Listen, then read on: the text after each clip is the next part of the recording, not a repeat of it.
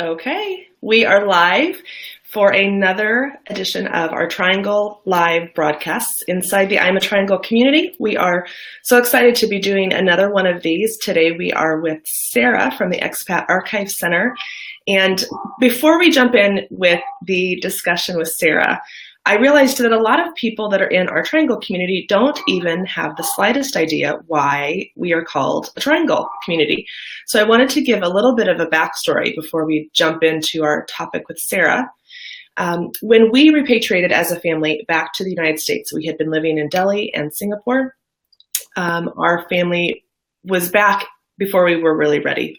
We had made the conscious decision, but it still was a little bit of a struggle. And my mom, who is a missionary in Kenya, shared a concept with me that she had learned at a debrief in mini organization called Mission International Training. The concept is that if you are from your home country or your passport country or your country of origin, you are a circle. And then you go to this wonderful new place and all of those people, the culture, that's a square. It's totally different than you're used to. It takes a lot of adjustment. And after some time there, you start to just realize that you are not able to stay a circle any longer. But you also can't ever become a square because that's just not who you are. And instead, you end up melding a little bit of the two together and become a triangle. So that's a little bit of the background to the concept of a triangle. And recently, in March, I went to the Families in Global Transition conference in The Hague. And Sarah had organized an afternoon at the Expat Archive Center. And so a bunch of us went and we learned from Sarah. We learned what the Archive Center is doing. And while we were sitting there, something really strange happened. So Sarah, I'm going to let you take over and share what was going on. Okay, great. Actually, I realized I should get my prop, which is in the other room. So maybe you can yeah. like 10 more seconds. Okay, that's fine. That's totally fine. I'm also, while she's getting that, I'm going to just make sure that we have shared this. So I'll do that quickly. If you are watching live, you are able to comment and we can see those comments and we can have a discussion. You can ask questions. If you're watching the replay, we can also join in with comments together. So I'm just going to type really quickly, get this shared over into the main group. Sarah, take it away. Okay, so I'm back. So like Naomi said, she was at a little information warning that I was giving, telling about the Expat Archive Center, which was started by a group of expat women, much like a lot of us, who had moved around the world. And they actually had moved around the world following their husbands who worked for Shell. And so they started the archive as a way to share the stories of women and families of people who moved around the world globally, because they felt like those stories weren't really being told or shared. Mm-hmm. And people needed to hear about them and, even more importantly, know that there were other people like them having these same experiences. And so it was kind of like, I guess this was in the 1990s. So in a way, it was a similar type of project to I Am a Triangle, just trying to connect people and help people not feel so alone. Mm-hmm. So the book that Naomi picked up whilst I was pontificating about the archive was a book that these women had put together when they had solicited contributions from all over the world. So stories of people who had lived abroad. And they put all of those together in a book called Life Now. It's backwards, I guess, but it's no, it shows correctly. Oh, good. Okay, it's only backwards for me. It's like a mirror. But I know you all are all out there. So anyway, on the back of this book, there's this cute little drawing, and you can see it is a triangle. Yay! And you can see down at the bottom, there's a little key to the drawing. The square says past and the circle says now, and the triangle says future. And so Naomi, of course, like all of us who had actually not noticed this before, really, so we needed Naomi to bring it to our attention. We were all intrigued about this, and Naomi asked me, so is this from the same story that I heard from my mom? Or what is the background of this intriguing drawing? And I said, I don't know. But we are all about research here at the archive. That's why we exist, for academic research. And so I put some of our volunteers on the case. We have volunteers who are working on an archive of the women who originally started the archive. So it's kind of a meta archive of the archive. Mm-hmm. I asked them to look through and see what they could find. And one of them came up with the name of the artist who had done the drawing. And so this was in the 90s, and we didn't have any contact information for her, but fortunately there is Google. So I Googled her name and found at least someone that I thought was her. She had an artist website, and the art looked kind of like it was the same style as was in the book. And so I emailed her completely out of the blue. The book was published in, I think, 1996. So this was like 20 years later. And it turned out that I did have the right person, which I was pleased with. And she wrote me back, and she was absolutely thrilled to be contacted after all of these years, thrilled and surprised. And I had asked her our question about what her inspiration was for the triangle. Did it come from this same story about having your corners knocked off and becoming a triangle, or was it something else? And is it okay if I just read what she said? Okay, absolutely. She said it much better than I could. She said, "For me, the square is the past. The triangle is the future. The circle is now. The present and the whole picture is the I, the moyer, as the French say, which I probably said wrong."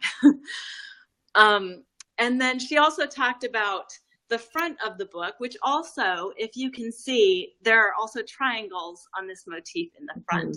And she said, the red and orange waves is the shell on whose waves we were sailing. They actually all worked for the company Shell. And then she also mentioned that the square, the triangle, and the circle are primal building forms in art. And I think we've all noticed that as we are traveling around the world, and we find triangles in all these places, and we post our photos on I Am a Triangle. But to me, it was just amazing to see that actually it wasn't the same story at all that Naomi had shared, but it was this completely other layer of meaning to the triangle motif. And I'm just thrilled that Naomi was here and that she noticed it, so that we could also think about this and have this fun little connection in the archive. Yeah, and it was crazy because you were in the middle of sharing what the Expat Archive Center does and the process that you go through to save people's stories, which is something I want to talk about in just a minute. And I remember sitting there, and we were passing the book around, and when I held it in my hands, it was this crazy immediate connection of realizing that there's definitely something to it. And Nicole says Nicole was at the conference, and she says she loved this story at FIGT. Am I lagging? Just a little. Hi, Nicole. Thanks for joining us. We also have Miriam. She was busy listening to the fascinating background and forgot to say hello. Hi, Miriam. Hello. And then we also have, so my mom, Deb Smith, who is actually upstairs in my house, she's visiting, was actually who shared the story with me originally. And it was so funny because, I don't know, Mom, if you're still on and listening, and if you remember, when she first shared the story, I totally was not ready to hear it. I said, I don't resonate with that at all. It doesn't make any sense. I have no idea why you would share that. And I think if I remember right, she shared it again and said, I really think that you need to grasp this and read it again. And I did. And that was when I wrote a blog post. So that's actually another piece of the background to our community that I didn't share for those that are new members.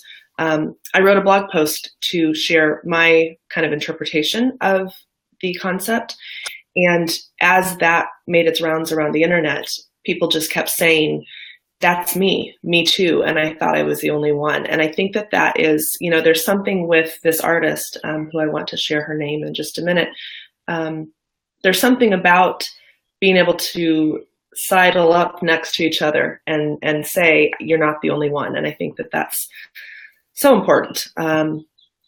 Carolina, hello, gorgeous ladies. Hello, right back to you. So can you share a little more, Sarah, about the artist? Has she carried on to do more work? No, in fact, that was what made this kind of fun. I think the nature of the Expatriate Archive Center is that most of us who work here and who volunteer here, we're all expats. And so the time eventually, sooner or later, often sooner, comes that we move on and that people move away from The Hague and no longer work at the archive. And so she, I think, had not had contact with the archive or with the founders of the archive or the people who put together the book since that initial time. And wow.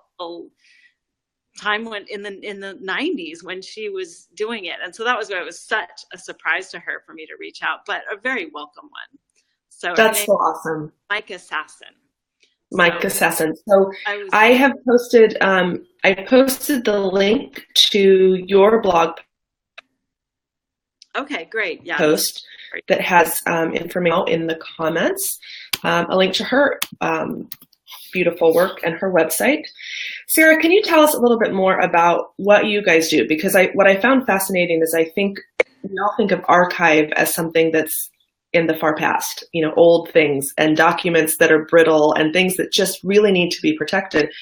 But one of the things that you shared to all of us that visited is that our stories also should be archived. They should be kept and you know, used for future people to learn from. So tell us a little bit about what you do, who you're looking for to share stories, and how people can share their lives with the Expat Archive Center. Okay, great. Thank you. Yeah, we collect at the archive.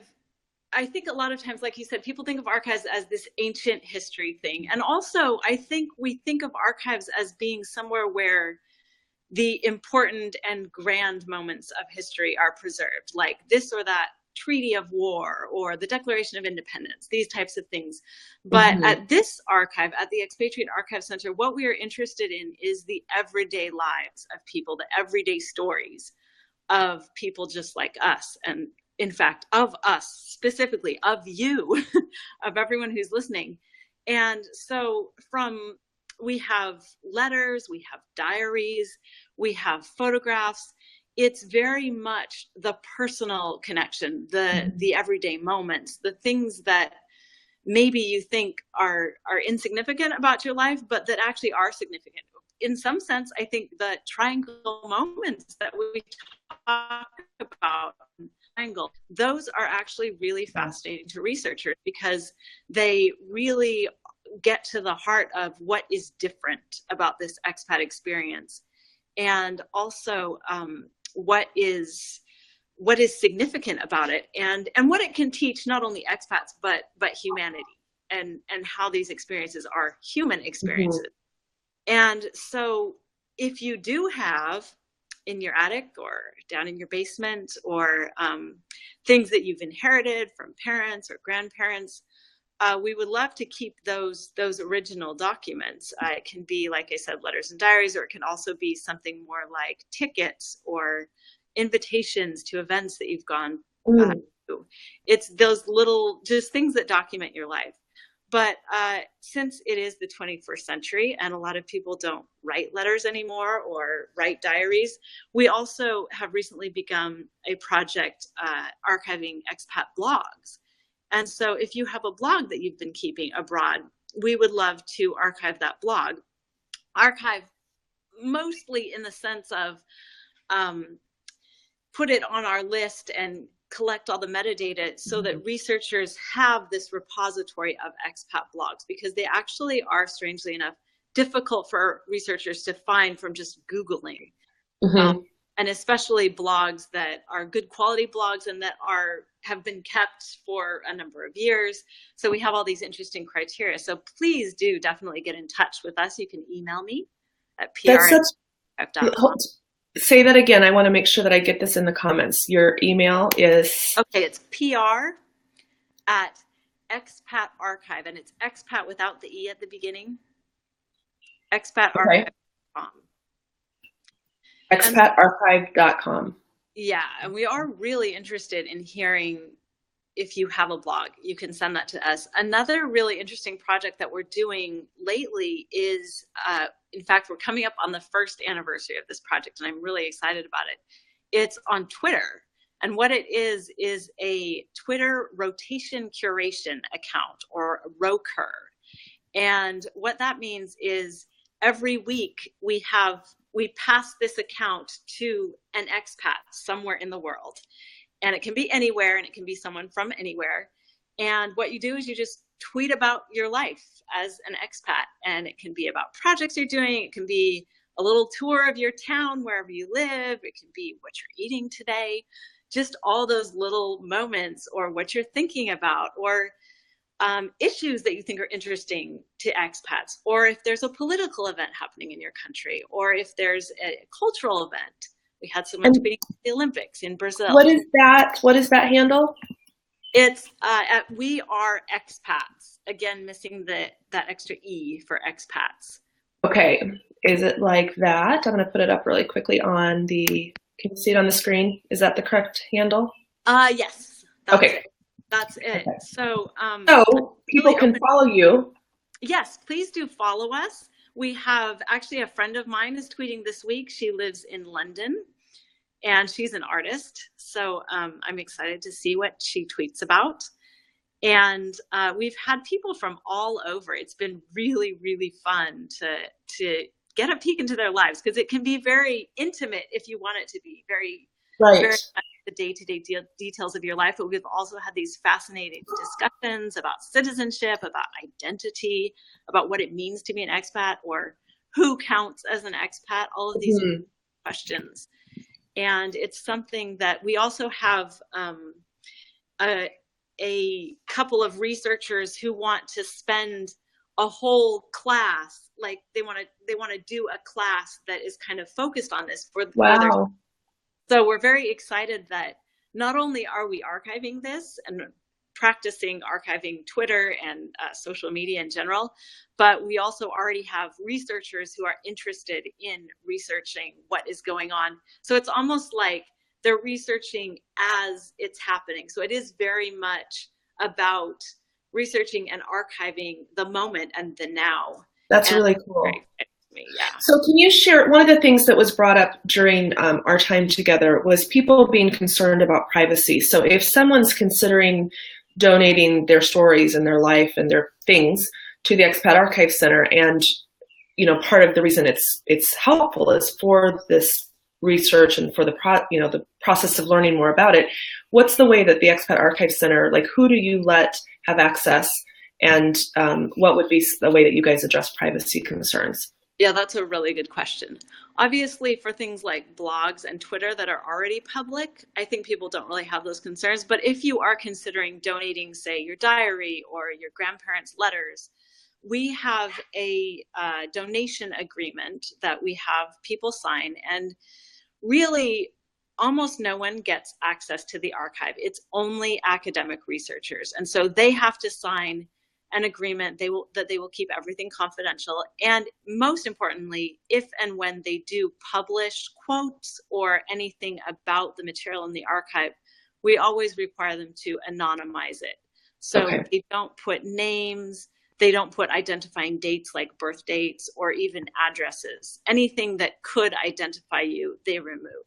And so it is these very personal stories, but all identifying information is removed from that, so that you don't have to feel like your information will be in a paper even with your name attached to it. So complete privacy is observed. Okay, good to know. So earlier, Carolina had said triangle connections. Lovely to know the back history of the drawing. Sarah, thank you for digging this out. Oh, you're most welcome. It was actually quite a bit of fun for us at the archive. We felt like detectives. That's so awesome. So as we start to wrap up, I just asked if anyone has any questions for Sarah about the Archive Center, or if anyone has general questions. I'm cutting out again this silly internet. General questions about the triangle concept or what's being done at the Archive Center, go ahead and shout them out. We are happy to answer, or we can answer offline. Sarah, what's the most important thing that you all at the Archive Center want people to know about keeping stories alive, and maybe just talk a little bit about the importance of just telling our stories? I think that the most important thing I would want people to know is that your story is important. Your story matters. And in the archive, I think the great thing is that we kind of make stories into an official part of history. In a sense, I was involved in writing a book chapter for a very scholarly book, and the title of the chapter was Expanding the Boundaries of History. And I feel like that's really what we're doing, because we are taking the everyday stories of normal people, just people who've moved around the world, but we're just normal people, and making those into a part of the historical narrative and giving them a home, in a sense. And I think it is so important to preserve your story, whether you want to send it to the archive or not. There is value in writing it down for you. There's value in keeping it so that you have a record and so that you can look back and make sense of your own life. And there's value in sharing it with your children. There's value in sharing it with other people, as Naomi has. Sharing this experience of moving home and it being so difficult, I think that has resonated with so many people. And if Naomi hadn't chosen to share that and chosen to write it down, then we wouldn't have it. And I feel like it's true of so many of the stories that we've collected. Your story matters, and we would love to have it. But even if you don't want to send it to us, keep it. Keep a record of it. Share it with the people that are important to you. Yeah, it's so great. And I think that it's, like you had said earlier in the broadcast, I think that we do all minimize our experiences as just ordinary, especially I think when you start to move from place to place to place to place, and the act of settling in and the act of starting over and the, just the everyday does become normal, but someone else can benefit from learning from you. We talk a lot in our house about being open and vulnerable with the things that we experience, because you never know not only how it might help you to talk about it, but how it might help someone else to hear your story. So I think that's really important. I shared this live broadcast inside the Triangle group, and a couple of people have made some fun comments. I just wanted to mention Amel, who was there with us that afternoon, said, "We'll never forget that moment at the Expat Center when we stared at the triangle symbol on the book cover that Sarah had passed around to us. That was such a great moment." And we were so inquisitive and enamored by the thought that there was this other triangle concept living out there. And then a good friend of mine, Tess Bruce, says that blog post about the triangle concept was what I read before we even packed our first bag to become an expat.